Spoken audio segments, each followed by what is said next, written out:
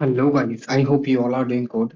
So today we are going to learn about the chapter number 4 that is the जो है आपका जो geography का चैप्टर नंबर 4 रहने वाला है ये क्लास 11th की ज्योग्राफी का चैप्टर 4 रहने वाला है। ठीक है। अब ये जो है सीबीएसई का है। CBSE NCERT. ठीक है। सीबीएसई एनसीईआरटी का जो क्लास 11th की ज्योग्राफी है चैप्टर नंबर 4 ये रहने वाला है। इसमें हम जो ना काफी सारी जो जियोमॉर्फोलॉजिकल चीजें हैं वो सारी चीजें पढ़ने वाले हैं। लाइक प्लेट टेक्टोनिक के बारे में हम पढ़ेंगे, कॉन्टिनेंटल ड्रिफ्ट के बारे में हम पढ़ेंगे। जो बाउंड्रीज होती हैं काफी प्रकार की ज्योग्राफी में, हमारी अर्थ पर काफी प्रकार की बाउंड्रीज पाई जाती हैं। For example transform boundary, divergent boundary और आपकी कन्वर्जेंट बाउंड्री। तो ये कौन कौन सी बाउंड्रीज होती हैं, ठीक है। फोकल पॉइंट क्या होता है और आपके जो लिथोस्फीयर होता है उसमें मेंटल प्लूम वगैरह बहुत सारी चीजें हैं that we will be learning in the further course of the video. ठीक है। तो इसमें हम पढ़ने वाले हैं फिलहाल continental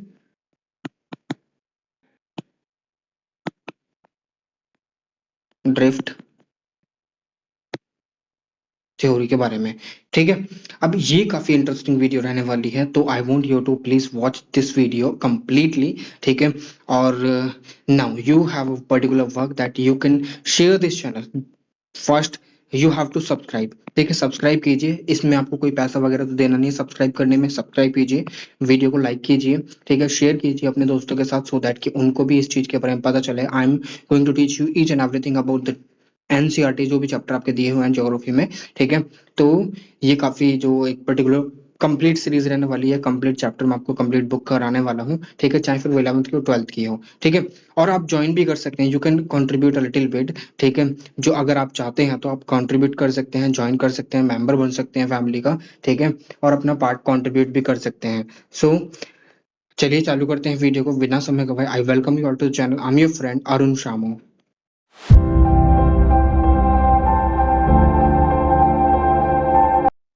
and yes, this is going to be the part 1 of this particular chapter. ठीक है। यहाँ पर मैं आपको कॉन्टिनेंटल ड्रिफ्ट के बारे में पढ़ाने वाला हूँ। नेक्स्ट वीडियो में हम जो है प्लेट टेक्टोनिक के बारे में पढ़ेंगे। और ये जो चैप्टर का नाम रहेगा distribution of oceans and continents के बारे में हम पढ़ने वाले हैं। कैसे क्या चीज रही, क्या चीज नहीं रही। ठीक है। तो चलिए चालू करते हैं हम। ठीक है। अब देखिए, ये आपको मैप दिख रहा होगा, this is the map of the world. ठीक है। Now you can see the blue one, ये हमारा ओशियन है। बाकी आप ये मास देख सकते हैं, कॉन्टिनेंटल मास, ग्रीनलैंड नीचे अटलांटिक आ जाता है। ठीक है। सॉरी, अंटार्कटिक आ जाता है। ठीक है। ये अटलांटिक है, हमारा अटलांटिक ओशियन। ये हमारा कनाडा है, यूएस है। ये यूएसए का पार्ट है, अलास्का, मैक्सिको। ये कॉन्टिनेंटल मास है पूरा का पूरा। ठीक है। अब ये जो कॉन्टिनेंटल मास है वो पूरी पृथ्वी का तकरीबन 29% घेरे हुए है। ठीक है। You know that the continents cover around 29% of the surface of the earth and the remaining is under the ocean water. ठीक है। अब ये चीज आपको पता रहनी चाहिए कि हमारा कितना पार्ट है जो कहीं ना कहीं हमारा इसके 29% अर्थ का जो है वो कितना है, क्या है, कॉन्टिनेंटल मास है। कॉन्टिनेंट्स भी हो सकते हैं, कॉन्टिनेंटल मास भी बोल सकते हैं। और बाकी का जो 71% है वो ओशियनिक वाटर है। ठीक है। Just a second. Oceanic water है। और ये सारी चीजें आपको पता रहनी चाहिए। ठीक है। अब देखिए, the position of the continents and the ocean bodies as we see them in the map have not been the same in the past. अब ये बहुत ही पर्टिकुलर चीज है जो मैं आपको इस वीडियो में पढ़ाने वाला हूँ। कि आज जो आपके समय में आप आज के समय में आप ये देखते हैं कॉन्टिनेंट की जो साउथ अमेरिका जो है हमारा इधर है, साउथ अमेरिका इधर है और नॉर्थ अमेरिका इधर है। तो ये पहले मतलब जो हमारी प्रिमिटिव एज हुआ करते थे जब कोई भी नहीं था, मतलब उस समय पर लाइफ एग्जिस्ट भी नहीं करती थी, तब उस समय पर ये ऐसे नहीं थे। They were all together in only one continent. ठीक है। एक ही कॉन्टिनेंट में थे। ठीक है। सारे के सारे एक जगह पर थे, एक जगह एक साथ समटे हुए थे, जिसको एक पर्टिकुलर कॉन्टिनेंट के नाम से भी जाना जाता है। पैंजिया, पैंजिया नाम से जाना जाता है। धीरे धीरे फिर इनका विघटन हुआ, आपस में बटे ये। ठीक है। आपस में बटे, गोंडवाना लैंड और ल्यूरेसिया बन गया। ठीक है। तो इस तरीके से हमारे जो कॉन्टिनेंट्स थे वो बटे। ठीक है। तो पहले ये सारी चीजें ऐसी नहीं थी, मैं आपको दिखाऊंगा चैप्टर कैसा हुआ। मोर इसके अलावा it is now a well accepted fact that the ocean and the continents will not continue to enjoy their present position in times to come। Obviously ये ऑब्वियस बात है। आज भी आप देखेंगे ना तो माउंट एवरेस्ट है, माउंट एवरेस्ट है, उसकी जो हाइट है वो ग्रेजुअली इंक्रीज हो रही है मेरे भाई, ग्रेजुअली इंक्रीज हो रही है। सेंटीमीटर, 2 सेंटीमीटर, 3 सेंटीमीटर ऐसे बढ़ रही है।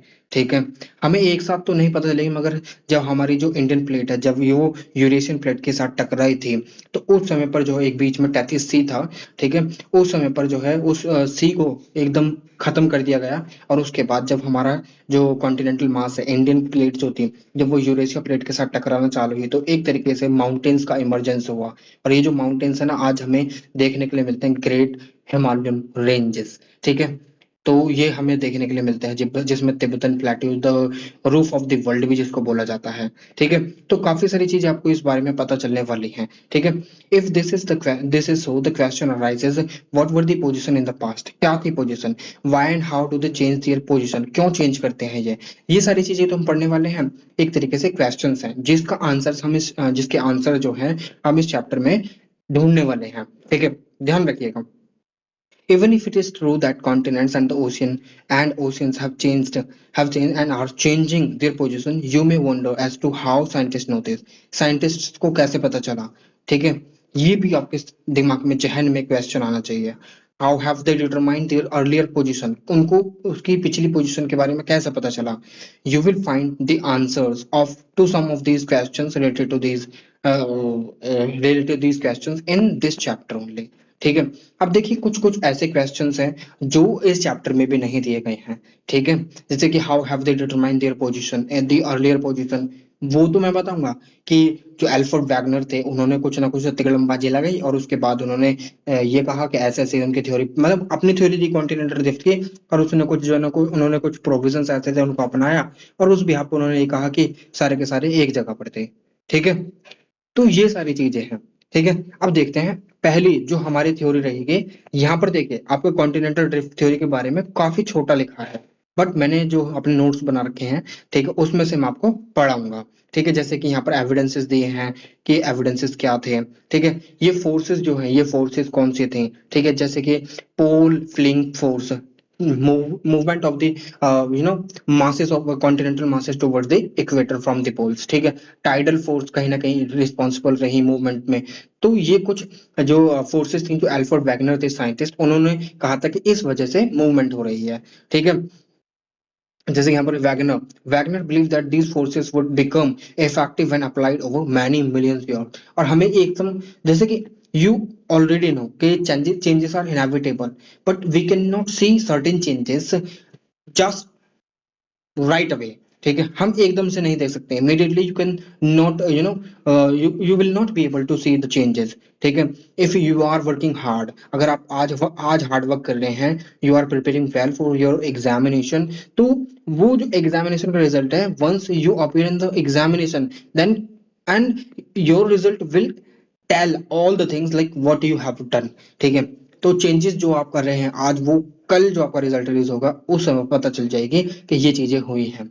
ऐसे ही जैसे कि आज मैं मेहनत कर रहा हूँ और आप लोगों से बोलता हूँ सब्सक्राइब कर लीजिए, but you people don't even think of it. आपके कानों पे से जूं तो रेंगती ही नहीं है। कहता हूँ आपसे सब्सक्राइब कर लीजिए, सब्सक्राइब कर लीजिए यार।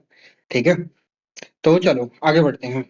अब देखिए कॉन्टिनेंटल ड्रिफ्ट, यहाँ पर देखिए, observe the shape of the coast line of the Atlantic ocean.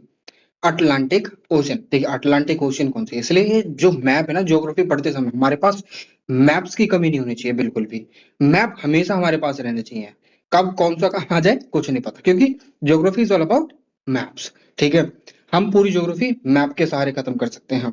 Now you just look at this. ठीक है, ये हमारा नॉर्थ अटलांटिक ओशियन हो गया, ये साउथ अटलांटिक हो गया। यहीं से एक Atlantic mid oceanic Atlantic ridge बोलते हैं, मिड अटलांटिक रिज। ठीक है, तो यहीं से जाती है एक, वो बताऊंगा आपके उसको क्या काम है रहा है उसका, क्या कर नहीं रहा है उसका काम। ठीक है, just wait for the time being. ठीक है, अटलांटिक ओशियन तो समझ में आ गया ना आपको। ठीक है, यही जरूरी है, आपको समझ में आना चाहिए। You will be surprised. मैं आपको पता है क्यों समझा रहा हूँ, ये बस छोटा सा पोर्शन समझा रहा हूँ, बाकी मैं नोट्स में से पढ़ाने वाला हूँ आपको। You will be surprised by the symmetry of the coast line on either side of the ocean. No wonder many scientists thought of this similarity and considered the possibility of two Americas। ठीक है, Y यहाँ देखिए, कभी आपने सोचा है कि चलो ये अमेरिका तो यहाँ से आ जाएगा, ये अमेरिका यहाँ भी तो फिट हो सकता है पूरा का पूरा। सबके दिमाग में आया होगा, लाइक अफ्रीका की जो वेस्टर्न कोस्ट लाइन है, ये वेस्टर्न कोस्ट लाइन है, ये भी तो कुछ ऐसी बन रही है, और ये भी कुछ ऐसा ही बन रहा है। क्या ये यहाँ पर फिट था क्या? यहाँ पर फिट था क्या ये पहले, जो अब यहाँ पर पहुंच गया? क्या ये भारत यहाँ पर था क्या? ठीक है, तो ये सारी चीजें भी तो हैं, और ये वाला इसके साथ रिजू हुआ होगा। ठीक है, तो कुछ ऐसे ही जो एविडेंसेस थे वो वैगनर ने उठाए। ठीक है, और उसके सहारे ये प्रूव करने की कोशिश करी कि जो कॉन्टिनेंट्स है ना, वो मूव हो रहे हैं, मूव करते हैं। ठीक है, ये चीज उसने कही। ठीक है, अब देखिए, यूरोप एंड अफ्रीका, क्या यार, यूरोप एंड अफ्रीका, कहाँ गया, Europe and Africa to be once join together, Europe and Africa किसकी बात कर रहा है? ये इस वाले पोर्शन की बात कर रहा है, इसके साथ। ये यूरोप है, ये अफ्रीका है। वंस क्या होता हुआ करता था, हो सकता है, वंडर कर रहे हैं। ठीक है, अंदाजा लगा रहे हैं कि ज्वाइन हो पहले कभी। ठीक है, ये चीज है। फ्रॉम द, क्या यार, मैं हमेशा भूल जाता हूँ।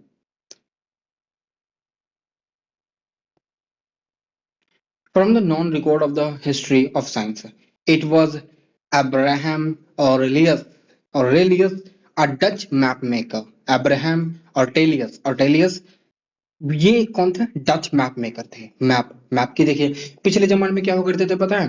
वो आपने नाम सुना होगा, the Caribbean of the seas, एक मूवी है जिसमें कैप्टन जैक स्पैरो, तो वहां पर जो समुद्री लुटेरे हैं। ठीक है, आई डोंट नो समुद्री लुटेरों को इंग्लिश में क्या बोलते हैं यार, मैं भूल जाता हूँ, काफी मीनिंग याद रहती है दिमाग में, स्लिप हो जाती है बट। ठीक है, अब उसमें जो हमें देखने के लिए मिलता है कि वो शिप का यूज करते हैं, but how did they do this? Ship का यूज कर रहे हैं, ओशन में उतर गए। अब they, if they are not having the map, will they be able to travel from one point of the earth to the another? No। तो इसीलिए धीरे धीरे ऐसे ही मैप्स उभर के आने लगे। ठीक है, मैप्स के बारे में कभी और बात करेंगे। ठीक है, इत्मीनान से। अब्राहम और ऑर्टेलियस एक डच मैप मेकर थे। उन्होंने पहली बार प्रपोज करा था एक ऐसी पॉसिबिलिटी के बारे में। ठीक है, फिर एंटोनियो पैलेग्रिनी पैलेग्रिनी एक उन्होंने एक मैप बनाया जिसमें उन्होंने ये शो करा कि ये जो तीन कॉन्टिनेंट थे ये टुगेदर एक साथ थे। मगर आखिर में जाकर एल्फ्रेड वैगनर थे, एक जर्मन मेट्रोलॉजिस्ट जो मौसम विभाग की जानकारी देते हैं, जिन्होंने ये कहा, एक कॉम्प्रिहेंसिव आर्ग्यूमेंट पुट फॉरवर्ड करी जिसका नाम था कॉन्टिनेंटल ड्रिफ्ट थ्योरी। ठीक है, कॉन्टिनेंट मतलब कॉन्टिनेंट महाद्वीप, ड्रिफ्ट मतलब मूवमेंट। ठीक है, मूवमेंट, एक जगह से दूसरी जगह चलना फिरना, मूवमेंट। ठीक है, कह सकना कॉन्टिनेंटल ड्रिफ्ट थ्योरी 1912 में। अब ये चीज आपको याद रहनी चाहिए कि कब अल्फ्रेड वैगनर ने कॉन्टिनेंटल ड्रिफ्ट थ्योरी प्रोपाउंड करी। ठीक है, पुट फॉरवर्ड करी, कब? 1912 में। According to Wegener all the continents formed a single continent mass and mega ocean surrounded the same. अब वैगनर के अनुसार, वैगनर ने यह कहा कि भाई साहब देखो मेरी बात सुनो, पहले के समय में सारे के सारे कॉन्टिनेंट एक साथ थे। ठीक है, और वहां पर खाली एक ही समुद्र था।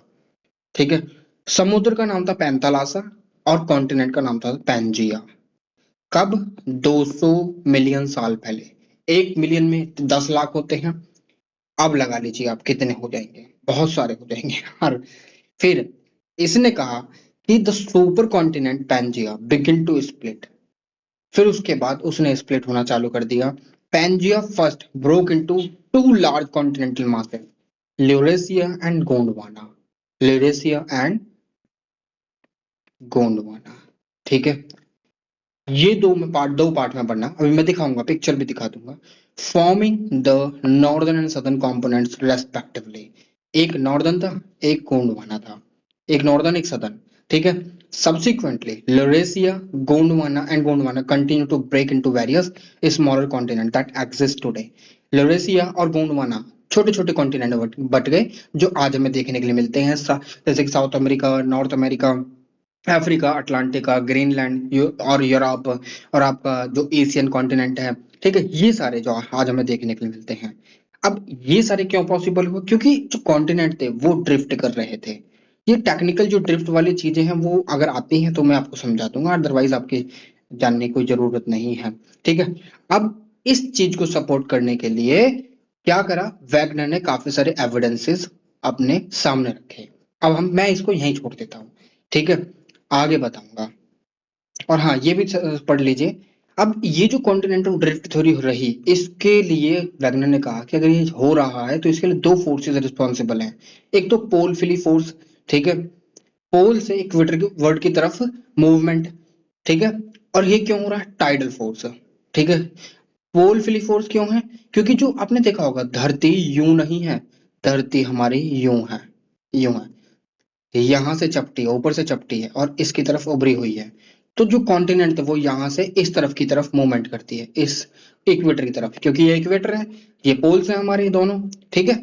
ये मूवमेंट तो इस तरफ, इसलिए इसने बोला इसको पोल फिली फोर्स, ठीक है। एक टाइडल फोर्स, टाइडल फोर्स जब लगती है जब ये हमारी ये हमारी धरती, ये सूर्य देवता और ये चंद्रमा, ये अपनी तरफ खींच रहे हैं, ये अपनी तरफ खींच रहे हैं, ठीक है। ये टाइडल फोर्स होती है। तो वो समुद्र का पानी उस समय पर बहुत ज्यादा उछाल मारता है, ठीक है। जब ये इधर आ जाता है चंद्रमा तब भी उछाल मारता है, ठीक है। और जब ये चंद्रमा यहाँ पर आता है तो इक्लिप्स होता है, यहाँ पर इक्लिप्स बोलते हैं, ठीक है। तो ये सारी चीजें टाइडल फोर्स मैंने आपको पढ़ाई हुई है, मैं आपको नहीं पढ़ाई, मतलब जो एनआईएस वाले बच्चे हैं उनको पढ़ाई हुई है। टाइडल फोर्स आपके चैप्टरों में आएगी, मैं आपको आगे पढ़ाऊंगा कौन कौन से टाइडल फोर्स होते हैं, कितने प्रकार के होती हैं, कैसे कैसे होती हैं, ठीक है। अब देखिए, अब यहाँ तक तो हमने पढ़ लिया। Now we will move to the notes, towards the notes और ऑन द नोट्स, ठीक है। चलिए, मैंने काफी सारे ऐड करे थे। हाँ, ये वाले, ये ना अभी आपको पढ़ाऊंगा ये, ठीक है, बताऊंगा क्या चीज लिखी है। ये सी फ्लोर स्प्रेडिंग वाला है ना, ये वाला concept, ocean floor configuration, continental margins, ये भी मैं आपको पढ़ाऊंगा, ठीक है। पोस्ट ड्रिफ्ट स्टडी, पहले मैं आपको ये पढ़ा देता हूँ कि जो एविडेंसेस थे जो वैगनर ने बताए थे वो कौन कौन से थे, ठीक है। कन्वेक्शन करंट थ्योरी कौन सी होती है, mapping of the ocean floor, ठीक है। ये सारी चीजें मैंने नोट्स में लिख रखी हैं, I will tell you all the things. और ये ओशन फ्लोर कॉन्फ़िगरेशन मतलब ओशन में किस किस प्रकार की चीजें पाई जाती हैं, ठीक है। जैसे कि कॉन्टिनेंटल मार्जिन्स पे होते हैं, ये अभी मैं आपको बताने वाला हूँ, just wait for a while. और ये सी फ्लोर कॉन्सेप्ट और सी फ्लोर स्प्रेडिंग, ये वाला कॉन्सेप्ट मैं आपको बताने वाला हूँ, ठीक है। Distribution earthquake, earthquake and volcanoes, ये हमेशा जो है ना पैसिफिक रिंग ऑफ फायर के अराउंड पाए जाते हैं, ठीक है, वो भी मैं आपको बताऊंगा, ठीक है। पहले तो ये देखिए, कॉन्टिनेंटल प्लेट, पहले ये पूरा का पूरा कॉन्टिनेंट हुआ करता था, दो भागों में बटा, ल्यूरेशिया एंड गोंडवाना, जो भी मैंने आपको बताया था, ठीक है। फिर ये जो ल्यूरेशिया भी दो भागों में बट गया, नॉर्थ अमेरिका, यूरोप और एशिया में। और ये गोंडवाना भी दो भागों में बट गया, south America, Africa, India, Australia and Antarctica. और आज के समय ये आप कॉन्टिनेंट देख सकते हैं, north America, south America, Europe, Asia, Africa, India और ये ऑस्ट्रेलिया, ठीक है। ऐसी चीजें हुई थी यहाँ पर। इस बाकी ये जो प्लेट टेक्टोनिक है, प्लेट के बारे में मैं आपको नेक्स्ट वीडियो में पढ़ाने वाला हूँ, अभी फिलहाल नहीं पढ़ाऊंगा, ठीक है। इस तरह की कुछ मूवमेंट रही है हमारे इंडिया के। यहाँ पर आते हैं अब हम, ये कुछ नोट्स हैं जो आपको पढ़ने हैं, ठीक है। क्लास थोड़ी सी लंबी होगी बट हर एक चीज समझ में आ जाएगी। अगर आपके पेपर में कुछ भी आता है ना, कुछ भी स्किप नहीं होगा। अगर आप यूपीएससी की तैयारी कर रहे हैं then don't worry about that, ठीक है। I will tell you each and everything, ठीक है। कॉन्टिनेंटल ड्रिफ्ट थ्योरी, ये भाई ये तो बहुत बड़ा है। मैं छोटा कर लेता हूँ थोड़ा सा इसे। अरे चल जा, ये तो कुछ ज्यादा ही छोटा हो गया। जस्ट सेकंड ना। हम्म, ये सही है। अब कलर बदल लेते हैं थोड़ा सा। हम्म, ये वाला सही रहेगा। Continental drift theory, Alfred Wegener gave the theory of continental theory in the year, जो मैंने अभी आपको बताया है 1912 में। ठीक है। According to this theory, according to this theory of the Wagner, the contemporary location of the continent around the world is an outcome of the continental drift over a period of 200 million years ago, जो मैंने अभी आपको बताया है। ठीक है। The origin point of the theory lays in the study of fossils. Fossils की पहले स्टडी हुई, उसकी उसकी स्टडी के बाद ये कहा गया कि हाँ कॉन्टिनेंट ड्रिफ्ट हुए थे। क्लाइमेटिक जोन को कंसीडर करा गया, एविडेंसेस की बात अभी मैं बताऊंगा, एविडेंसेस को क्लाइमेटिक जोन को कंसीडर करा गया कि डिफरेंट क्लाइमेटिक जोन्स हैं या एक क्लाइमेटिक जोन है। क्योंकि मान लीजिए एक पेड़ है, ट्री, कैस्टो ट्री है, जो कहीं ना कहीं एक तरीके से हम बात करें, मान लीजिए कि हमारे इंडिया में पाया जाता है, और वो ही ट्री फिर हमें नॉर्थ अमेरिका में देखने के लिए मिले, तो ये भी हो सकता है ना कि वो कहीं ना कहीं जो ट्री है वो हम नॉर्थ अमेरिका में कैसे पहुंच गया, मुझे ही समझ में नहीं आई। तो ये हो सकता है कि जो इंडिया है वो नॉर्थ अमेरिका के साथ सटा हुआ हो। ठीक है। इंडिया में जो क्लाइमेटिक जोन है, मान लीजिए कि जो आम है वो इंडिया में ही पाए जाते हैं, तो वो अमेरिका में कैसे पाए जाएंगे? तो नॉर्थ अमेरिका का जो है वो इंडिया के साथ सटा हुआ है, ऐसा हो सकता है। क्योंकि जो आम के लिए जो इक्वेटर वाला पूरा का पूरा पोर्शन चाहिए होता है, क्लाइमेटिक जोन डिफरेंट चाहिए होता है आम को उगाने के लिए। ठीक है। तो वो क्लाइमेटिक जोन खाली इंडिया में मिल सकता है, अमेरिका में तो मिलेगा नहीं, मगर अमेरिका में कैसे पाए जा रहे हैं फिर वो? तो ये चीज कंसिडर कर गई थी, क्लाइमेटिक जोन कैसे हो सकते हैं। वो क्लाइमेटिक जोन पॉसिबल इसलिए हुए क्योंकि इंडिया और अमेरिका पहले एक साथ थे। मैं खाली मानने के लिए बता रहा हूँ, आपको कंसिडर नहीं करना है। ठीक है। आपको दूंगा मैं एग्जाम्पल अलग, जो आपको लिखने हैं आपकी बुक में। ठीक है। According to the Wegener, the purpose of the presence of different climatic zone fossils in one common area is possible through the following ways. Continental, ये कैसे हो सकता है पॉसिबल? या तो कॉन्टिनेंटल मास जो है वो स्टैटिक हो, मगर क्लाइमेटिक जोन जो है वो मोबाइल हो, मतलब मूव कर रहे हो। एक क्लाइमेटिक जोन जो इंडिया में पाया जाता है वो कल को अमेरिका में भी देखने के लिए मिल सकता है, ये हो सकता है। या फिर क्लाइमेटिक जोन जो है वो स्टैटिक हो, इंडिया में जो क्लाइमेटिक जोन पाया जाता है वो इंडिया में ही पाया जाए, और जो कॉन्टिनेंटल मासेस हैं वो मोबाइल हो, मूव कर रहे हो। एक आज अमेरिका इंडिया के साथ नहीं है मगर कल तो था, ऐसा हो सकता है। ठीक है। तो कंक्लूजन में ये निकल कर आता है, although the continental drift theory by Wegener has been rejected in subsequent year, लेकिन इसने कहीं ना कहीं क्रेडिट दिया था जो नई थ्योरी निकल कर आने वाली थी। ठीक है। कॉन्टिनेंटल ड्रिफ्ट के लिए, और वो कौन सी थ्योरी थी? Plate tectonic theory.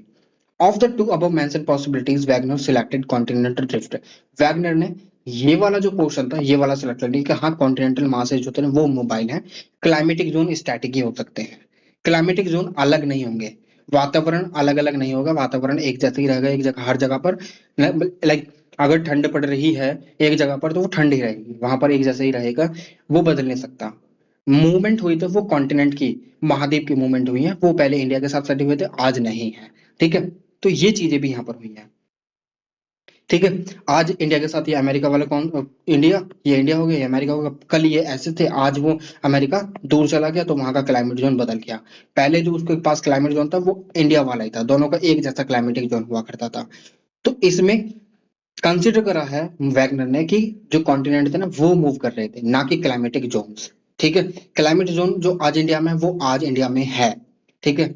पहले अमेरिका में भी हुआ करता था जब अमेरिका इंडिया के साथ सटा हुआ था, लगा हुआ था, मगर अमेरिका आज बहुत दूर है तो वहां पर आज क्लाइमेट जोन दूसरा है। ठीक है। समझ में आ रही है बात? चले, चलो भैया, नहीं, ये वाला, हाँ। Reason for the different climatic reasons requiring fossil in one common area. ठीक है। चलिए, अब दूसरा पेज ये रहा, पेजेस ऐड कर दिए मैंने। अजम्पशन, अजम्पशन क्या थे वैगनर की थ्योरी के? 200 मिलियन ईयर पहले क्या हुआ करता था? There was only one super continent, यहाँ एक सुपर कॉन्टिनेंट हुआ करता था जिसका नाम था पेंसिया, और एक सुपर ओशन हुआ करता था जिसका नाम था पैंथालासा, ये याद रखने हैं नाम आपको। ठीक है। Wagner started the continental drift theory from a period which is 345 million years ago. ठीक है। फ्रॉम द प्रेजेंट, और ये कुछ आपका टाइमिंग स्केल है। ठीक है।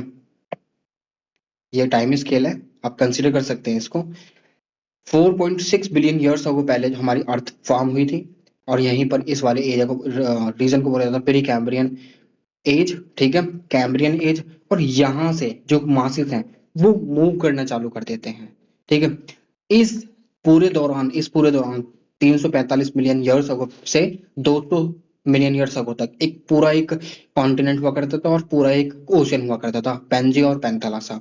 200 साल के बाद कॉन्टिनेंट्स ने मूवमेंट स्टार्ट कर दी, और आज के समय में हमें अलग अलग कॉन्टिनेंट देखने के लिए मिलते हैं, ठीक है। ये कुछ वैगनर का कहना था, ठीक है।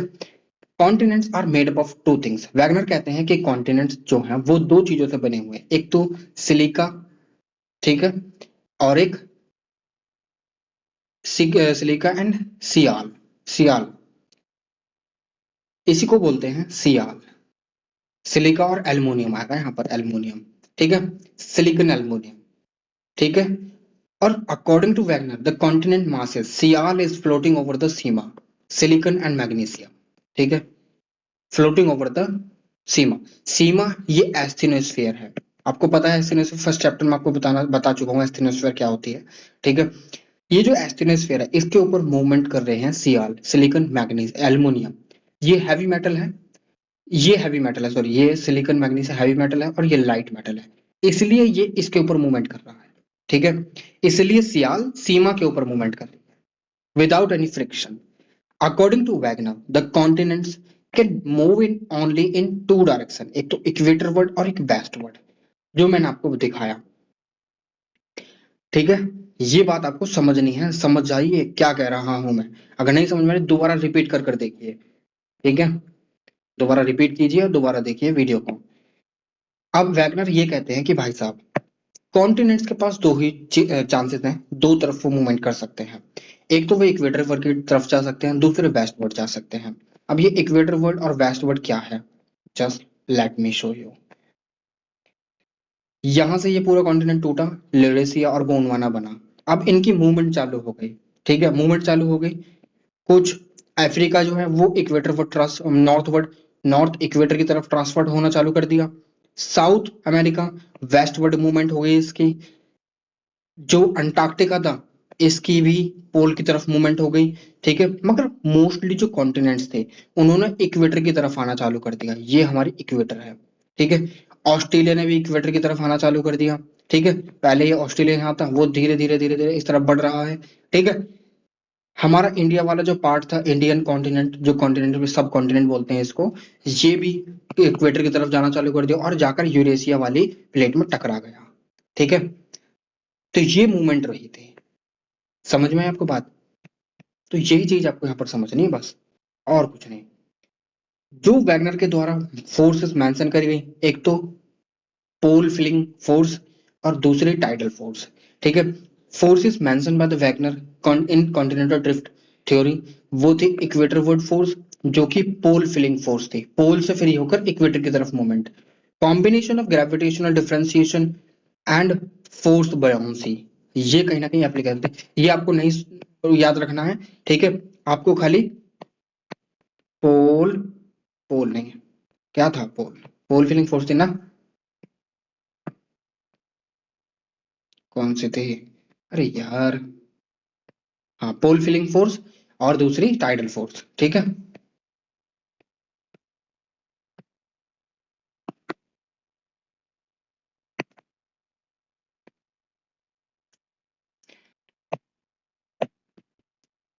एंड टाइडल फोर्स, ये दो फोर्सेस थी जो रिस्पॉन्सिबल थी कॉन्टिनेंटल को ड्रिफ्ट कराने में, ठीक है। दूसरी थी the force which is responsible for gravitational pull of the sun and moon, इसको बोलते हैं टाइडल फोर्स, ठीक है। आप ये भी लिख सकते हैं जो मैंने लिख रखा है, ठीक है। अब देखिए एविडेंसेस कौन से थे, कोर्सेज छोड़िए, ये कोर्सेज आपके काम के नहीं है, ठीक है। रसिया, ये कुछ कंट्रीज हैं जो पढ़ सकते हैं आप, ठीक है। कोर्सेज के यहाँ 200 साल पहले ये थे, ये चीज बनी, और ये कुछ कॉन्टिनेंट वगैरह हैं, नाम वगैरह दे रखे हैं कंटिनेंट के, कंट्रीज के आज के समय के, ठीक है। Island arc formation, this is not the part of, अगर पार्ट में होगा तो मैं आपको दोबारा पढ़ा दूंगा, ठीक है। Southern hemisphere, Antarctica separated from the rest part of the Gondwana land, ठीक है। South America separated from Africa and move westward, ठीक है। ये कुछ लिखा है। यहाँ पर लिखा है Britain formed from the rest part of Eurasia and move westward to attain its contemporary location, ठीक है। यूरेशिया वाला पार्ट जो था ये छोड़ दीजिए आप, ठीक है। माउंटेन बिल्डिंग भी छोड़ दीजिए। अब ये पढ़िए एविडेंसेस, ठीक है। एविडेंसेस दिए हैं कुछ। जिग सॉ फिट एक एविडेंस जो वैगनर के द्वारा दिया गया है। According to Wegener the eastern coast line of south American can fit exactly in the western coastline of Africa if these two land masses are brought close to each other. Now, अब मैं दिखाता हूँ आपको किसकी बात कर रहा है। हाँ, इसकी बात कर रहा है।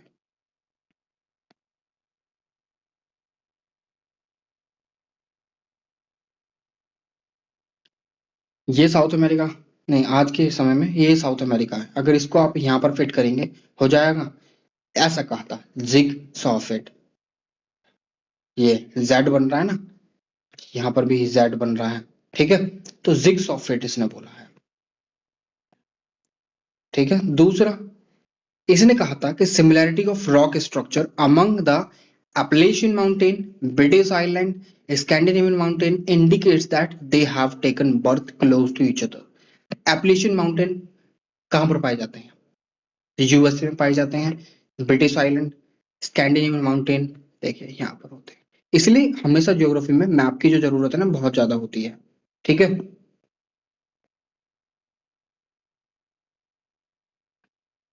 यहाँ पर देखिए एप्लेशियन माउंटेन यहीं पर पाए जाते हैं, ठीक है। मे बी इधर है मगर पाए जाते हैं यहीं पर है यूएसए में, ठीक है। ये ब्रिटेन यहाँ पर है और यहाँ पर ये स्कैंडिनेवियन माउंटेन यहाँ पर पाए जाते हैं। ये स्कैंडिनेवियन कंट्रीज है। अब ये क्यों पॉसिबल है? ये जब भी पॉसिबल है क्योंकि ये पहले एक साथ हुआ करते थे, ठीक है। ऐसा एल्फ्रेड वैगनर का कहना है, ठीक है।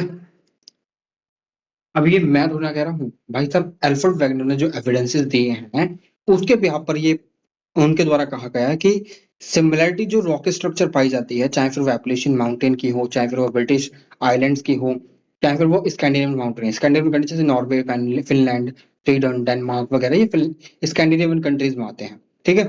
ये इंडिकेट करता है कि ये कहीं ना कहीं पहले एक साथ हुआ करते थे लैंड मास, ठीक है। और इस वजह से यहाँ पर जो सिमिलैरिटी है रॉक स्ट्रक्चर में जो सिमिलैरिटी है पाई जाती है, ठीक है। तो ये एल्फ्रेड का कहना था। The proximity of these land masses in the past can only be possible if existence of Laurasia was there. ये क्यों कब पॉसिबल होगा? जब लरेसिया वहां पर हुआ होगा, ठीक है। लरेसिया यानी एक बड़ा सा लैंड मास, ठीक है। किसकी बात कर रहा है? लरेसिया की। लरेसिया पे दिखा देते हैं, ये इसकी बात कर रहा है। ये लरेसिया अगर वहां पर हुआ होगा तभी पॉसिबल है। तभी ये जो ब्रिटिश आइलैंड है, ब्रिटिश आइलैंड और ये स्कैंडिनेवियन माउंटेन है और जो एप्लेशियन माउंटेन यहाँ पर पाए जाते हैं US and north American continent में, उसकी जो पॉसिबिलिटी रॉक स्ट्रक्चर वो सिमिलर इसलिए जब हो सकती है जब ये पूरा का पूरा पार्ट एक साथ रहा हो। और वो कब पॉसिबल है? जब लोरेसिया रहा हो, ठीक है।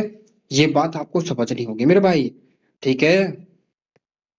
अब देखिए यहाँ पर तीसरा जो एविडेंस दिया है वो सिमिलैरिटी ऑफ फॉसिल्स दिया है। In distant lands was also given as evidence evidence by Wegener to prove the existence of Gondwana land. अब गोंडवाना लैंड को जो प्रूव करा था वो इस तरीके से करा था कि जो मीजोसोरस फॉसिल्स है ना वो इंडिया में भी पाए जाते हैं, साउथ अफ्रीका में पाए जाते हैं, साउथ अमेरिका में पाए जाते हैं। मीजोसोरस फॉसिल्स है, फॉसिल्स यानी कुछ जो प्रिमिटिव जो डायनासोर वगैरह हुआ करते थे, जो फॉसिल्स हैं वो उनकी जो सिमिलरिटी है वो इंडिया में भी एक जैसी है, साउथ अफ्रीका में एक जैसी है और साउथ अमेरिका में एक जैसी है। अब ये पॉसिबिलिटी कब होगी? जब गोंडवाना लैंड एग्जिस्ट करता होगा, जब गोंडवाना लैंड एग्जिस्ट करता होगा, ठीक है। तो इसीलिए वैगनर ने कुछ इस तरीके के एविडेंसेस दिए। चौथा दिया कि भाई साहब मूवमेंट ऑफ लैमिंग। लैमिंग एक तरीके का जानवर होता है चूहे की तरह, ठीक है। एक small rodent usually found in the near और arctic in the tundra biomes. Tundra यानी ऊपर जो ठंडे वाले इलाके होते हैं, ठीक है। उनकी जो मूवमेंट रही westward direction from Scandinavia was utilized by Wagner to prove the existence of Laurasia and Angara land. लुरेसिया और लुरेसिया बोल सकते हैं या फिर अंगारा बोल सकते हैं उसको, ठीक है, लुरेसिया लैंड को। अब उसने कहा कि लैमिंग्स जो थे उनकी जो मूवमेंट रही वो हमने देखी कि जो वो कहाँ से कहाँ ट्रेवल कर रहे थे, मैं दिखाता हूँ। Map is all about map. ठीक है, मैप को हम मतलब हल्के में नहीं ले सकते। ठीक है, देखिए इसने कहा कि भाई साहब हमने देखी जो ब्लैमिंग्स की मूवमेंट थी वो स्कैंडिनेवियन कंट्री से, स्कैंडिनेवियन मतलब यहाँ से यूरोप से इस तरफ की तरफ मूवमेंट कर रहे थे। वो क्यों? उन्होंने देखा कि उनका जो मांस है ना, उनका जो खाना है वो उन्होंने, उनको लगा, ऐसा वैगनर ने कहा कि उनका जो खाना है उन्होंने यहाँ पर स्टोर कर रखा था, और ये पार्ट जो है ना अलग हो रहा था, खिसक रहा था westward movement towards the equator. ठीक है, ऐसा हो रहा था। और लैमिंग जो थे वो अपना खाना बचाने के लिए वो इस तरफ मूव कर रहे थे। ठीक है, इस तरफ मूव कर रहे थे। और ये जो एग्जाम्पल था वो उसने इसीलिए दिया कि जब लेमिन्स मूव कर रहे थे तो उसे लगा कि लेमिन्स इसलिए मूव करें क्योंकि उनका खाना पहले यहाँ पर है और ये कॉन्टिनेंट यहाँ था, अब वो कॉन्टिनेंट दूर जा रहा, तो लेमिन्स अपना खाना बचाने की कोशिश कर रहे हैं कि हमारा खाना बच जाए। तो वो एज अ एविडेंस इसको कंसिडर करा गया वैगनर के द्वारा, to prove that there was a huge landmass named as Laurasia। ठीक है, ल्यूरेसिया। चले आगे, चलिए अब देखिए अगला। Glaciers use to exist in India, glaciers used to exist in India, South Africa, lower part of South America. In the past, at the same time, it can only be possible through the following two ways। या तो वहां पर global आइसेस चल रहा होगा जिसे हम पैलेस्टोसीन period बोलते हैं। ठीक है, या तो वहां पर ग्लेसिएशन चल रहा होगा, ग्लोबल आइसेस, या फिर या फिर या फिर इंडिया, साउथ अफ्रीका और साउथ अमेरिका एक साथ एक जगह पर लोकेटेड होंगे। तो इसको, इसने इस वाले एग्जाम्पल को इसलिए लिया ताकि ये प्रूव कर सके कि वहां पर Gondwana land, Gondwana land exist करता है भाई साहब, इसलिए इसने इसको एग्जाम्पल के तौर पर लिया। ठीक है, ये चीज समझ में आपको बात? चले आगे, चलिए। Wagner rejected the first possibility, Wagner ने ये वाली पॉसिबिलिटी रिजेक्ट करी, इस वाले को अपना लिया कि हाँ साउथ अफ्रीका, इंडिया और साउथ अमेरिका एक साथ थे, इसलिए वहां पर जो ना एक तरीके के जो ग्लेशियर्स हैं वो वहां पर पाए गए, और उसमें जितने भी अवशेष थे, एविडेंसेस थे, क्योंकि हम कार्बन 14 टेक्निक से पता लगा सकते हैं ना कि कब ग्लेशियर चला था। ठीक है, तो ये सारी चीजें वैगनर के द्वारा बताई गई। वैगनर ने रिजेक्ट कर दिया first possibility for the reason that when ices was going on in above mention areas, swamps एक तरीके की घास होती है, मार्शेस वगैरह, were existing in North America. On the basis of that Wegener mentioned that possibility of Gondwana land existence. ठीक है, अब देखिए कुछ फ्लॉज भी थे जो आपकी बुक में नहीं लिखे हैं, जो वैगनर ने कहीं ना कहीं यूज करे देने के लिए। ठीक है, कुछ फ्लॉज थे वैगनर की थ्योरी में, वो क्या थे? फोर्सेस जो वैगनर के द्वारा मेंशन करी गई थी, जैसे कि एक तो पोलफिली फोर्स थी और दूसरी टाइडल फोर्स थी। ठीक है, उसमें ये कहा था कि यहाँ पर जो ना कन्वेक्शन करंट्स यूज हो रही हैं, जो कहीं ना कहीं जो कहीं ना कहीं रिस्पॉन्सिबल है कॉन्टिनेंटल ड्रिफ्ट के लिए। ठीक है, मगर कन्वेंशनल, वैगनर ने कहा कन्वेक्शन करंट यूज हो रही हैं और जो कहीं ना कहीं ड्रिफ्ट कर रही हैं कॉन्टिनेंट्स को, मगर वैगनर इसको एक्सप्लेन करना भूल गया कि कैसे, हाउ, मतलब हाउ, ये चीज वैगनर एक्सप्लेन नहीं कर पाया। तो ये चीज कहीं ना कहीं एक तरीके से फ्लॉज है। ठीक है, लाइक टाइडल फोर्स या अर्थ रोटेशन कैसे कैसे इन्फ्लुएंस करती है, कैसे रिस्पॉन्सिबल है कॉन्टिनेंटल की मूवमेंट के लिए। Explanation of the island arc, island arc form हुए ब्रिटिश आइलैंड जो हम देखते हैं, वो मूवमेंट देखा, हाँ ऐसा बोला गया कि ब्रिटिश आइलैंड जो वेस्टवर्ड की तरफ मूवमेंट मूव कर रहा था, ब्रिटेन आइलैंड, और उसने इस मूवमेंट में अपनी जो प्रेजेंट पोजीशन है, जो कि है यहाँ पर, जो कि है यहाँ पर, अरे यार, जो कि है यहाँ पर, ये आज की प्रेजेंट पोजीशन इसको मिली और इसने यहाँ से मूव करना चालू करा था, टूट गया था ये ल्यूरेशिया से। ठीक है, तो आइलैंड आर्क फॉर्म हुए, और ये आइलैंड आर्क जो है ना, ये इस तरीके की आइलैंड आर्क है, यूं फॉर्म हुई थी। ठीक है, एक तरीके की पूरी आइलैंड आर्क थी ये। ठीक है, आइलैंड की एक श्रृंखला। ठीक है, चलिए। Island arcs and not formation have also been rejected by plate tectonic theory in further courses of the year। जिसने काफी सारे जो प्लेट टेक्टोनिक थ्योरी ने आइलैंड आर्क का फॉर्मेशन का एक रीजनेबल रीजन दिया, जिस वजह से हम ये जान पाए कि हाँ ये आइलैंड आर्क फॉर्म क्यों हो रहे हैं।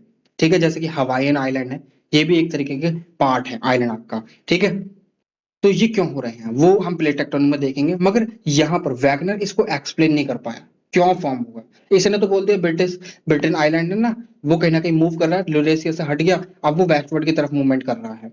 ठीक है, इसलिए उसकी आज प्रेजेंट की पोजीशन ये है, और ये बाद में एक समय ऐसा आएगा जब वही अमेरिका से जाकर टकरा जाएगा। हाउ हाउ लाइक मूवमेंट तो इसलिए होगी ना टकरा जाएगा बाद में ये यार।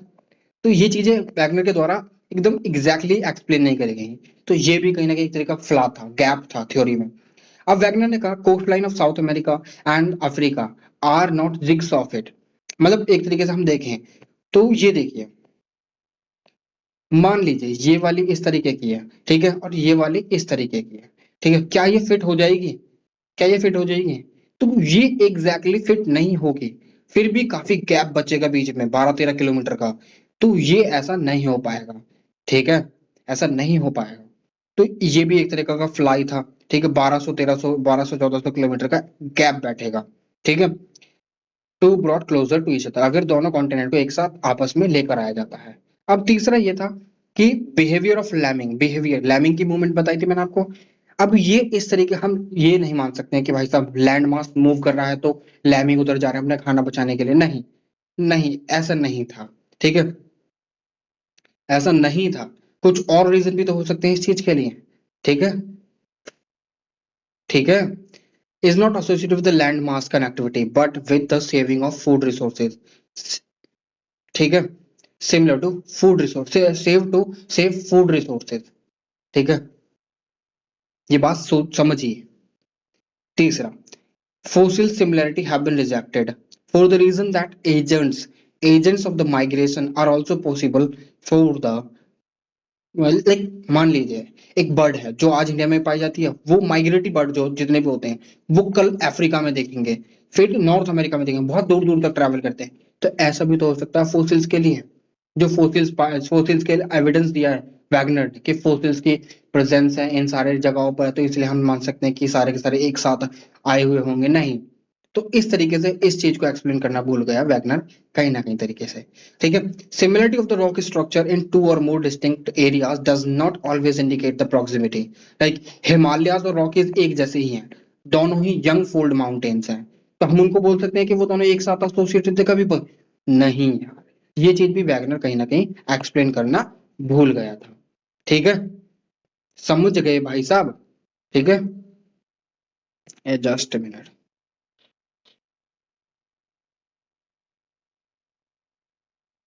हाँ देखिए, लैमिंग की मूवमेंट यहाँ पर हो रही थी, मगर वैगनर ने ये नहीं बताया था क्यों हो रही थी, ठीक है, क्यों हो रही थी। फिर बाद में जाके पता चला कि लैमिंग की मूवमेंट इसलिए भी तो हो सकती है ना, क्योंकि वो अपने फूड रिसोर्सेज वगैरह को सेव करने के लिए भाग रहे हैं भाई साहब, ठीक है, फूड रिसोर्सेज के पीछे भाग रहे हो तब उनकी मौत वगैरह हुई हो, ठीक है, तब उनकी डेड बॉडीज वगैरह मिली हो, ठीक है, क्योंकि लैमिंग्स कहाँ रखेंगे अपना फूड, बर्फ में दबाकर? ऑब्वियसली जहां पर वो रहते हैं वहीं पर रखेंगे ना। तो वहां पर तो ग्लेशियर थे, स्कैंडिनेवियन कंट्री में आप देखेंगे काफी बर्फ पड़ती है, मोटी मोटी चादर होती है वहां पर रखें, वो टूट कर गिर जाती है, चली जाती है कहीं बहकर, तो उसको बचाने के लिए भी तो हो सकता है ना मूवमेंट, कि लैंड टूट कर जा रहा है और सालों सालों तक लेमिंग्स की मूवमेंट चली हुई है। ऐसा नहीं हो सकता, क्योंकि लैंड को तो कहीं ना कहीं क्रॉस करने में काफी समय लगेगा ना, और लेमिंग्स की मूवमेंट 1200-1300 करोड़ साल पहले करोड़ सालों तक लगी हो, नहीं यार ऐसा नहीं हो सकता, ठीक है। तो ये सारी चीजें कहीं ना कहीं एल्फर्ड ने कहा, एल्फर्ड ने ये दी थ्योरी, ठीक है। अब हम देखते हैं यहाँ पर post drift study, convection current theory. Arthur Holmes in 1930 discussed the possibility of convection current operating in a mantle portion. These currents are generated, हाँ ये तो मैंने आपको बताया ना कि कन्वेक्शन करंट कहीं ना कहीं रिस्पॉन्सिबल है जो ड्रिफ्ट में कॉन्टिनेंटल थ्योरी में, मगर इसको डिस्कार्ड कर दिया गया था, ठीक है। Thermal difference in the mantle portion. Holmes argued that there exists a system of such current in the entire mantle portion. This was an attempt to provide an explanation to the issue of force, on the basis of which contemporary scientists discarded the continental drift theory. ठीक है, क्योंकि हर जगह पर देखने के लिए मिलती है, ठीक है, हर जगह पर देखने के लिए मिलती है। कन्वेक्शन क्या होता है? कन्वेक्शन करंट मतलब देखिए, मान लीजिए यहाँ पर पार्टिकल्स हैं, कुछ पार्टिकल्स हैं, ठीक है, कन्वेक्शन करंट के बारे में बता रहा हूँ, और ये रॉड है एक, ठीक है, ये रॉड है, रॉड मान लीजिए कोई लोहे की रॉड, कन्वेक्शन में क्या होगा कि जो अगर हवा वगैरह कुछ गर्म पार्टिकल यहाँ पर है, तो ये पार्टिकल अपनी एनर्जी जो है ना दूसरे पार्टिकल्स में ट्रांसफर कर देंगे, और ऐसे एनर्जी जो है ना ऊपर तक या नीचे तक ट्रांसफर होती रहती है। इसको बोलते हैं कन्वेक्शन करंट। ठीक है, एक तरीके से ऊपर जाना फिर नीचे आना, ऊपर जाना नीचे जाना, ऐसे ही लगा रहता है। कंडक्शन में जब आप मान लीजिए यहाँ पर चूल्हा है, गैस है कोई, या फिर स्टोव है, वहां पर आपने रॉड रख दी, तो रॉड को यहाँ पर ये कंडक्ट हो गई करंट, जो यहाँ पर ये जो इसकी हीट है ना, ये आगे तक चली जाएगी। इसका ट्रेवल जो मीडियम होगा, ये इस तरीके की जो हीट जो ट्रांसफर होगी, वो रॉड में पूरी में ट्रांसफर होगी, पहले यहाँ पर होगी फिर पूरी आगे तक हो जाएगी, और इसको बोलते हैं कंडक्शन करंट। ठीक है, जो वायर्स में आपको देखने के लिए मिलती है, वायर जो होते हैं यहाँ से इधर की तरफ ट्रांसफर कर रहे हैं या इधर की ट्रांसफर कर रहे हैं, तो उनको एक मीडियम मिल रहा है ना, मगर यहाँ पर वो एक मीडियम नहीं है, यहाँ पर छोटे छोटे पार्टिकल हैं, उनमें एनर्जी है, और वो एनर्जी एक पार्टिकल से दूसरे पार्टिकल में जब ट्रांसफर होती है ना, उसको बोलते हैं convection current, transfer of energy. ठीक है, mapping of ocean floor. Detailed research of the ocean configuration revealed that the ocean floor is just not vast plain, but it is a full of relief features. काफी तरीके के relief features पाए जाते हैं. Expeditions to the map of the ocean floor in the post-World War II period provided detailed picture of the ocean relief and indicated the existence of submerged mountain ranges as well as deep trenches. Trenches मतलब खाई. ठीक है, खाई. The dating of the rock from the oceanic crust revealed that the fact that they are much younger than the continental areas. जो oceanic floor है काफी जगहों पर काफी एजेड भी हैं, मतलब काफी पुरानी भी हैं ओशनिक क्रस्ट, और काफी जगहों पर बहुत नई भी हैं। कॉन्टिनेंटल मास जितने भी उनकी अगर जब हमने एज काउंट करी, मतलब कार्बन डेटिंग टेक्निक से, ठीक है, एज काउंट करके करी, तो उनकी जो एज थी ना वो बहुत ज्यादा थी एज कंपेयर टू दी जो ओशनिक क्रस्ट है। ठीक है, उसकी जो एज है।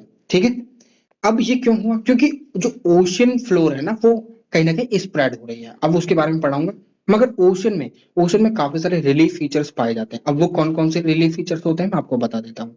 ठीक है, देखिए, ओशन फ्लोर में be segmented into three major divisions. ठीक है, एक तो continental margin, deep sea basin और मिड ओशियनिक रीजन। ठीक है, डीप सी बेसिन, बेसिन यानी एक तरीके से वॉश बेसिन तरीके से प्लेन एरिया होता है वो। ठीक है, रिजिस यानी पहाड़ियां। ठीक है, मार्जिन यानी जहां से एक तरीके से बेसिन स्टार्ट होता है या फिर एक तरीके से खाई स्टार्ट होती है। पॉइंट, अब मैं आपको दिखाता हूँ। ये अबाइसल प्लेन भी यहाँ पर पाए जाते हैं। ठीक है, अबाइसल प्लेन, कॉन्टिनेंटल मार्जिन। ठीक है, और ये मिड ओशियनिक रीजेस। अब मैं दिखा देता हूँ आपको क्या होती है ये। ठीक है, ये देखिए, कॉन्टिनेंटल शेल्फ काफी ज्यादा गहरा नहीं होता। मछुआरे यहीं पर अपनी मछलियां वगैरह पकड़ते हैं, कुछ कुछ मछुआरे बीच में भी चले जाते हैं। ठीक है, और ये वाला जो एरिया कॉन्टिनेंटल स्लोप का एरिया, ये जो आप देख रहे हैं ना, ये वाला कॉन्टिनेंटल मार्जिन है यहाँ पर। ठीक है, और इसको कॉन्टिनेंटल राइज बोलते हैं, ऊपर की तरफ, और नीचे की तरफ कॉन्टिनेंटल स्लोप। ये अबाइसल प्लेन वाला एरिया है। जब ऊपर से कोई भी मलबा वगैरह, जब नदियां वगैरह अपने साथ मलबा वगैरह लेकर आती हैं, तो कुछ तो मोटे मोटे पेबल्स यहाँ पर रुक जाते हैं। ठीक है, कुछ कुछ छोटे छोटे जो पार्टिकल्स होते हैं वो नीचे तक ट्रेवल करते हैं, प्लेन तक। और यहाँ पर काफी ज्यादा कीचड़ वगैरह होती है, खाई मतलब एक जगह दलदल वगैरह होता है बाइसल प्लेन वाले एरिया। और ये ट्रेंचेस होती हैं, ओशियनिक ट्रेंच बोलते हैं, ओशियनिक खाई। ठीक है, डीप ओशियनिक ट्रेंचेस। अब ये वोल्केनिक आइलैंड है, काफी वॉल्केनोज भी हैं जो ओशन में कहीं ना कहीं इमर्ज होते हैं, इरप्ट होते हैं। ठीक है, इरप्ट होते हैं, और उनसे काफी सारे आइलैंड भी बन जाते हैं, जिनको हम वॉल्केनिक आइलैंड भी बोलते हैं। अब ये जो रिजेस हैं, ये इस तरीके के रिजेस पाई जाते हैं, काफी काफी सबमरीन रिजेस बोलते हैं इनको। ठीक है, ओशनिक रिजेस भी बोल देते हैं, यानी पहाड़ियां। ओशन में भी पहाड़ियां पाई जाती हैं, माउंट एवरेस्ट से भी ऊंची पहाड़ियां पाई जाती हैं ओशियन में। ठीक है, तो ये आपको समझ में आ गई। अबाइसल प्लेन, ये अबाइसल प्लेन है। ठीक है, प्लेन वाला एरिया, जैसे कि हमारे गंजेटिक प्लेन है, गंगा वाला प्लेन। ठीक है, अब ये डिस्ट्रीब्यूशन और अर्थक्वेक के बारे में बात करें, देखिए हमारे यहाँ पर भी पूरे वर्ल्ड में काफी सारे अर्थक्वेक आते हैं। ठीक है, हमारे यहाँ पर भी एक बैरन आइलैंड है कर कर, ठीक है, जो कहीं ना कहीं अंडमान निकोबार में पाया जाता है। ठीक है, वहां पर एक बैरन आइलैंड है। बैरन आइलैंड हमारे यहाँ पर इंडिया में एक एक्टिव वॉल्केनो आइलैंड है। ठीक है, कभी भी वो फटता रहता है। ठीक है, तो ये चीज हो गया। ऐसे ही all over the world volcanic eruption होते रहते हैं। ठीक है, वॉल्केनिक इरप्शन होते रहते हैं, मगर कुछ जगहें ऐसी भी हैं जहां पर वॉल्केनिक इरप्शन बहुत ज्यादा होते हैं। देखिए, ये अर्थक्वेक जोन है, क्यों, क्योंकि जो इंडियन प्लेट है वो यूरेशियन प्लेट से टकरा रही है, और यहाँ पर वॉल्के अर्थक्वेक बहुत ज्यादा आते हैं, सिस्मिक एक्टिविटी बहुत ज्यादा होती है। साइस्मिक बोल सकते हैं, सिस्मिक बोल सकते हैं, जो भी आप चाहें। ठीक है, अर्थक्वेक के बारे में आपको आगे पढ़ाऊंगा प्लेट टेक्टोनिक में। ठीक है, अब ये जो आप एरिया देख रहे हैं, ये वाला एरिया, यहां से लगाकर इसको बोलते हैं पैसिफिक रिंग ऑफ फायर। ये एक ऐसा एरिया जहां पर वॉल्केनिक इरप्शन सबसे ज्यादा होते हैं, सिस्मिक एक्टिविटी सबसे ज्यादा होती है। और ये वाला एरिया है, यहाँ पर फिशर टाइप ऑफ वॉल्केनो पाए जाते हैं। इसको हम अटलांटिक, वो mid oceanic Atlantic, mid Atlantic ridges बोलते हैं यहाँ पर। ठीक है, ठीक है। तो ये कुछ एरिया है, इसको पैसिफिक रिंग ऑफ फायर बोलते हैं या फिर हम रिंग ऑफ फायर। ठीक है, क्योंकि ये पैसिफिक ओशन पाई जाती है और यहीं पर वॉल्केनिक इरप्शन सबसे ज्यादा होते हैं। हवाईयन आइलैंड का आपने नाम सुना होगा, ये कहीं ना कहीं इसी तरीके से फॉर्म हुआ है भाई साहब, इसी तरीके से फॉर्म हुआ है हवाईयन आइलैंड। ठीक है, वॉल्केनिक इरप्शन सब ज्यादा होते हैं। ठीक है, अब देखिए concept of sea floor spreading. अब ये आप पढ़ सकते हैं, ये आप पढ़ सकते हैं। जब आप ये सब पढ़ेंगे ना तो आपको समझ में आ जाएगा आसानी तरीके से। ठीक है, क्योंकि बिगर पढ़े तो आपको कुछ भी समझ में नहीं आने वाला है। मैं पढ़ा रहा हूँ, 2 बार वीडियो देखिए, पहली बार नॉर्मल देखिए, तीसरी दूसरी बार 1.5 स्पीड पे देखिए, 1.25 पे देखिए, फिर तीसरी बार आप अपनी बुक उठा लीजिएगा। ठीक है, फिर एक बार वीडियो जरूर देख लीजिएगा, 4 बार में आपका काम खत्म, कुछ नहीं करना। ठीक है, जो मैंने निशान लगा रखे हैं वो निशान लगा लीजिए। Concept of sea floor spreading. Sea floor spreading, spreading मतलब फैलना, सी फ्लोर यानी यहाँ कहीं ना कहीं हमारी ओशनिक क्रस्ट की बात हो रही है, ओशनिक क्रस्ट की बात हो रही है जो स्प्रेड कर रही है। अब इससे पहले आपको दो चीज पता होनी चाहिए कि हमारे पास 3 प्रकार की बाउंड्रीज होती हैं, कन्वर्जेंट बाउंड्री, ट्रांसफॉर्म बाउंड्री और एक डाइवर्जेंट बाउंड्री। डाइवर्जेंट बाउंड्री में जो इस तरफ फोर्स लग रही होती है, एक मतलब अपोजिट डायरेक्शन में मूवमेंट हो रही होती है। ट्रांसफॉर्म बाउंड्री में इस तरफ और इस तरफ फोर्स लग रही होती है, आपस में घसड़ रही होती है। इसका एग्जांपल है सैन एंड्रिस, इसका एग्जांपल है मिड अटलांटिक ओशिनिक रिज। ठीक है, और ये कॉन्टिनेंटल ड्रिफ्ट थ्योरी है। कन्वर्जेंट बाउंड्री, कन्वर्जेंट बाउंड्री है इंडियन प्लेट और रशियन प्लेट है, यूरेशियन प्लेट। इंडियन प्लेट जो है कन्वर्ज हो रही है यूरेशियन प्लेट के साथ, जहां पर हिमालयास फॉर्म हो रहे हैं। आगे प्लेट टेक्टोनिक में पढ़ाऊंगा मैं आपको। ठीक है, तो यहाँ पर देखिए ये जो सी फ्लोर स्प्रेडिंग है वो कहीं ना कहीं इसका पार्ट है, डाइवर्जेंट बाउंड्री का। ठीक है, डाइवर्जेंट बाउंड्री का पार्ट है। अब समझिए सी फ्लोर स्प्रेडिंग है क्या। हमें जो ना, हमें इस तरीके की चीज देखने के लिए मिलती है, इस तरीके की चीज देखने के लिए मिलती है। कहां पर? नीचे डीप ओशन में, डीप ओशन में, ये डीप ओशन है, ओशन स्प्रेडिंग रोजेस। ठीक है, अब देखिए यहाँ पर इसको बोलते हैं सबडक्शन। ये कन्वर्जेंट बाउंड्री है, ये वाली और ये वाली। ठीक है, ये कन्वर्ज हो रही है। ठीक है, सबडक्शन यहाँ पर चल रहा है, ये भी कन्वर्ज हो रही है। ठीक है, सबडक्शन यहाँ पर चल रहा है। ये डाइवर्जेंट बाउंड्री है। ठीक है, डाइवर्जेंट बाउंड्री है। ठीक है, यहाँ पर सी फ्लोर स्प्रेड हो रही है। अब हो क्या रहा है कि ये एस्टेनोस्फेयर है, यहाँ से लावा जो है ना इमर्ज हो रहा है ग्रेजुअली। कैसा टाइप ऑफ वैल्केनो यहाँ पर देखने के लिए मिलता है। वॉल्केनोज के बारे में, सॉरी, वॉल्केनोज के बारे में आपको आगे पढ़ाऊंगा। ठीक है, कितने प्रकार के होते हैं, कितने प्रकार के नहीं। तो यहाँ पर फिशर टाइप ऑफ वॉल्केनो है। ठीक है, आप बस याद रखिए फिशर टाइप ऑफ वॉल्केनो। ठीक है, क्योंकि फिशर टाइप होते हैं और आपके कोन वॉल्केनो होते हैं, काफी प्रकार के होते हैं, आपको आगे पढ़ाऊंगा।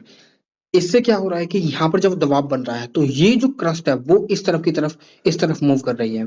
ठीक है, इस तरफ मूव कर रही है। और जब ये लावा ऊपर आता है तो यहाँ पर इसके आसपास का जो एरिया होगा वो नया नया फॉर्म होगा, क्योंकि जब लावा पानी के कांटेक्ट में आएगा तो वो कहीं ना कहीं सॉलिडिफाई हो जाएगा। सॉलिडिफाई हो जाएगा ना, और जब सॉलिडिफाई हो जाएगा तो वो कहीं ना कहीं क्रस्ट बनाएगा। अब इसलिए ये कहा जाता है कि जो ये वाली क्रस्ट है, कॉन्टिनेंटल क्रस्ट, ओशियनिक क्रस्ट से ज्यादा एजिड है, ज्यादा एजिड है। यानी कॉन्टिनेंटल क्रस्ट को बने हुए बहुत समय हो चुका है, कॉन्टिनेंटल क्रस्ट को बने हुए बहुत समय हो चुका है, मगर अभी भी जो ओशियनिक क्रस्ट है वो बन रही है, स्प्रेड हो रही है, इस तरीके की स्प्रेड हो रही है। जितनी आप यहाँ से दूर चलते जाएंगे वहीं पर आपको एज ज्यादा मिलेगी ओशियनिक क्रस्ट की, और जितने आप यहाँ पर वॉल्केनो के पास आएंगे तो वहां पर आपको जो है ये रिजिस है, एक तरीके के रिजिस हैं, पहाड़ियां हैं ये। ठीक है, जहां पर वोल्केनिक इरप्शन भी चल रहा है। तो यहाँ पर आपको एज जो है ओशनिक क्रस्ट की बहुत कम देखने के लिए मिलेगी। और कॉन्टिनेंटल क्रस्ट की, कॉन्टिनेंट क्रस्ट की इसके लगभग सेम मिलेगी, मगर इससे तो बहुत ज्यादा मिलेगी। ठीक है, इसकी कम मिलेगी एज, इसकी ज्यादा मिलेगी। और इसकी एज और कॉन्टिनेंटल क्रस्ट, अगर आप रिजिस से इस वाले पार्ट से थोड़ा दूर जाएंगे और फिर दोनों की एज का कंपैरिजन करेंगे, ओशनिक क्रस्ट की यहाँ वाली और कॉन्टिनेंटल क्रस्ट की यहाँ वाली, तो दोनों की सिमिलर ही मिलेगी। ठीक है, यहाँ पर देखिए वॉल्केनो जब इरप्ट होते हैं समुद्र के अंदर तो वो धीरे धीरे धीरे धीरे इस तरीके से, इस तरीके से जब इरप्ट होते हैं तो इस तरीके से लावा निकलता है, तो एक तरीके से कोन बना लेते हैं, कोन बना लेते हैं, और एक तरीके से एक तरीके के आइलैंड का फॉर्मेशन कर देते हैं, जिनको हम वॉल्केनिक आइलैंड भी बोलते हैं। ठीक है, समझ में आपको बात। इस तरीके की सी फ्लोर जो है स्प्रेड होती है। और ये स्प्रेड कब होती है? जब देखिए यहाँ पर सबडक्शन हो रहा है, यहाँ पर कन्वर्जन हो रही है बाउंड्रीज, ये नीचे जा रही है, तो भाई ये वाला लावा भी तो कहीं ना कहीं जो ये जो प्लेट नीचे आ रही है एस्ट्रोस्फीयर में अंदर जा रही है, तो वो जगह अपनी बना रही है, तो उस जगह का लावा भी तो कहीं ना कहीं निकलेगा और वो यही निकलता है, और ये प्रोसेस ग्रेजुअली कंटिन्यूसली हो रही है। ठीक है, यही होती है क्या नाम है, सी फ्लोर स्प्रेडिंग। ठीक है, अब देखिए यहाँ पर पढ़िए। It was realized that all along the mid-oceanic ridge, volcanic eruptions are common and they are bring huge amount of lava to the surface in this area। जो मैंने आपको बताया कि इस एरिया में, जस्ट अ सेकेंड ना, कि इस एरिया में लावा बहुत ज्यादा आ रहा है। ठीक है, यही तो बता बोल रहा है यहाँ पर भी। The rocks equidistance on either side of the crust of mid-oceanic ridges show remarkable similarities in terms of period of formation। फिर अगर आप यहाँ की रॉक देखेंगे और यहाँ की रॉक देखेंगे तो सिमिलर आपको कहीं ना कहीं जायजा मिल जाएगा, और यहाँ के भी सिमिलर ही लगेंगे। बट अगर आप यहाँ की देखेंगे और फिर यहाँ की देखेंगे तो आपको डिफरेंस दिख जाएगा कि ये न्यूली फॉर्म्ड है, ये ओल्ड है। ठीक है, chemical composition and the magnetic properties, rock closer to the mid-oceanic ridges have normal polarity and are youngest। जो मैंने आपको बताया, the age of the rock increases as moves away from the crust। समझ में आपको बात? The oceanic crust rock are much younger than the continental rocks। The age of rock in the ocean crust is nowhere more than 200 million years old। Some of the continental rock formation are old as 3200 million year olds, million years। ठीक है, और कभी कभी तो 200 million year. ठीक है, तो ये चीज कैसे है? क्योंकि कुछ कॉन्टिनेंट ओशनिक क्रस्ट ऐसी हैं जो नई नई फॉर्म हुई हैं और अभी भी हो रही हैं। ठीक है, the sediments on the ocean floor are unexpectedly very thin।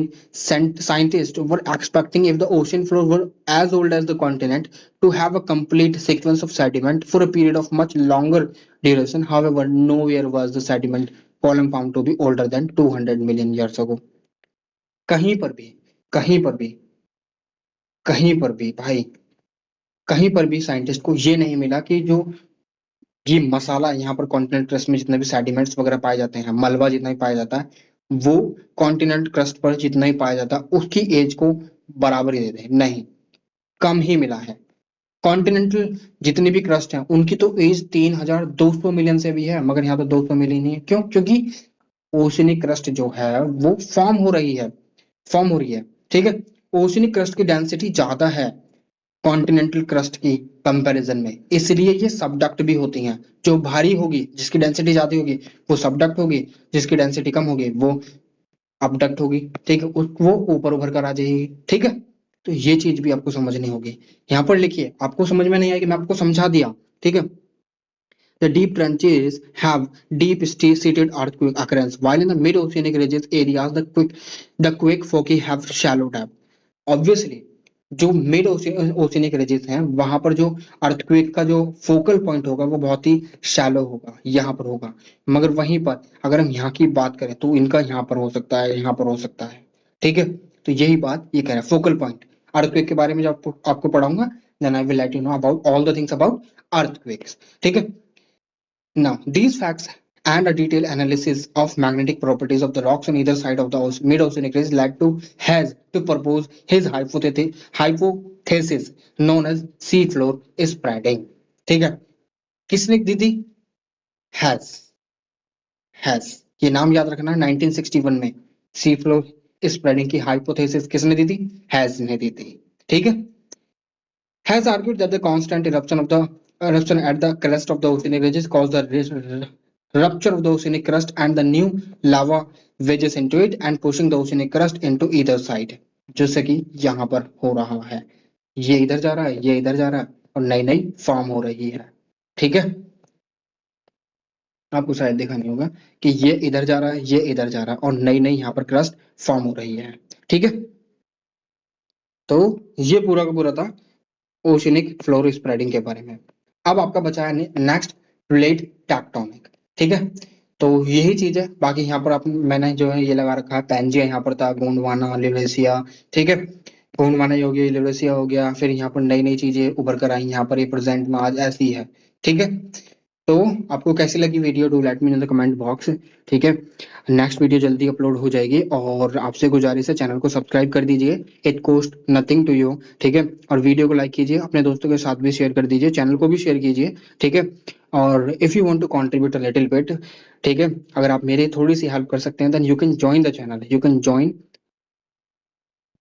join the channel, and you can contribute your part, and it will help me a lot. ठीक है, so you can become the member of this particular channel, and you will be getting a lots of perks, lots of things, ठीक है, after becoming the member। ठीक है, तो अभी तो फिलहाल के लिए इस वीडियो में इतना ही। Let's meet again in the next video with plate tectonics. ठीक है, तो तब तक के लिए मैं आपसे लोगों से विदा लेना चाहूंगा, तब तक के लिए जय हिंद।